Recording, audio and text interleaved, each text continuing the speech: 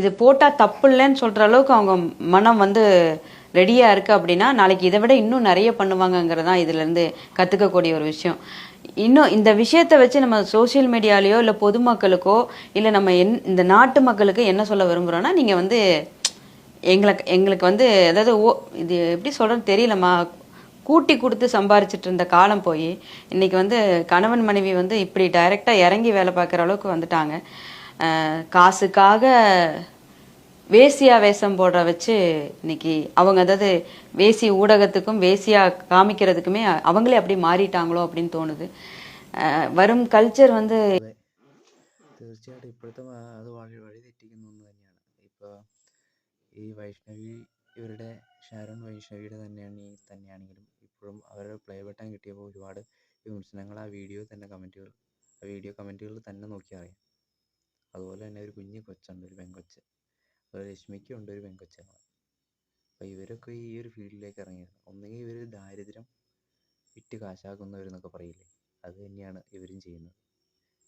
ലൈംഗിക ദാരിദ്ര്യം തന്നെയാണ്. ലൈംഗിക ദാരിദ്ര്യം തന്നെയാണ് ഇവരും എടുത്തേക്കുന്നത്. ഇവർക്കൊക്കെ ലക്ഷങ്ങളും രീതികളൊക്കെ കിട്ടുന്നുണ്ട്, ലക്ഷങ്ങളാണ് കിട്ടുന്നത്, അവർ സമ്പാദിക്കുന്നുമുണ്ട്. പക്ഷേ എന്തൊക്കെ പറഞ്ഞാൽ ആ കുട്ടികളുടെ മുഖം ഓർക്കുമ്പോൾ എന്തോ ഒരു പഠിച്ചൽ തന്നെയാണ്. രണ്ടിനും പെൺമക്കളൊക്കെ തന്നെയാണ്. വളർന്നു വരുമ്പോൾ ഒരു ഡയലോഗ് ഒരു തള്ള മതിൽ ചാടിയ മോള്, അങ്ങനെ കേസില്ലേ, അങ്ങനെ പഴഞ്ചൊല്ല് പറയില്ലേ, അതിൻ്റെ അപ്പുറം ഇവർ കേൾക്കേണ്ടി വരുമെന്നുള്ളൊന്നും ഓർത്തുണ്ട്. ആ കുഞ്ഞിനെങ്കിലും വെറുതെ വിടാൻ ഇൻസ്റ്റാഗ്രാമിൽ ഇപ്പോൾ ഒരു പോസ്റ്റ് ഇടുമ്പോൾ ആ കുഞ്ഞിനെങ്കിലും വെറുതെ വിടുന്നു ഒരുപാട് ആൾക്കാർ വന്ന് കമൻറ്റ് ചെയ്യുന്നുണ്ടായിരുന്നു. തീർച്ചയായിട്ടും ഇത് ചെറിയൊരു ഭാഗം മാത്രമാണ്. ഇപ്പോഴത് ഫാൻറ്റസി ആയിട്ട് തന്നെ മുന്നോട്ടാണ്. കുക്കോൾഡ് എന്ന് പറഞ്ഞ ഫാൻറ്റസി ഉണ്ട്, അത് ഇവര് മാത്രമേ അത് പരസ്യമായിട്ട് വരുന്നുള്ളൂ. ലൈംഗികമാണെങ്കിലും ഇപ്പോഴും എത്ര ഒരു കപ്പിൾ ക്യാം എന്നൊക്കെ പറഞ്ഞുകൊണ്ട് ഇപ്പോഴും ഫേസ്ബുക്കിലാണെങ്കിലും നിരവധി ഉണ്ട്.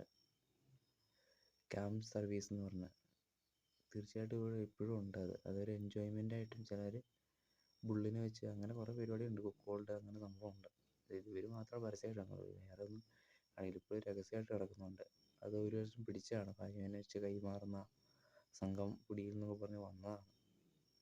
പക്ഷെ അതിനുശേഷം ഇപ്പോൾ ഇതില്ല, ഇല്ലാന്നും പൂർണ്ണമായിട്ട് ഇതായിട്ടൊന്നും പറയാനില്ല. രഹസ്യമായിട്ട് ഇപ്പോഴും നടക്കുന്നുണ്ട്. ഇവർ മാത്രമാണ് ഈ പരസ്യമായിട്ട് ഇങ്ങനെ ചെയ്യുന്നത്.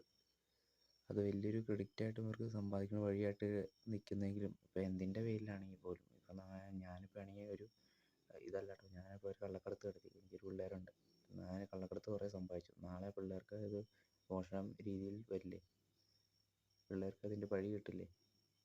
ഇനി എത്ര നാൾ ഇവർ ഈ സൗന്ദര്യ ശൈലി ലൈംഗികത വെച്ച് ഇവർ ജീവിക്കും? ഒരു സന്തോഷം ഉടഞ്ഞു പോയാൽ പിന്നെ എന്ത് ചെയ്യും?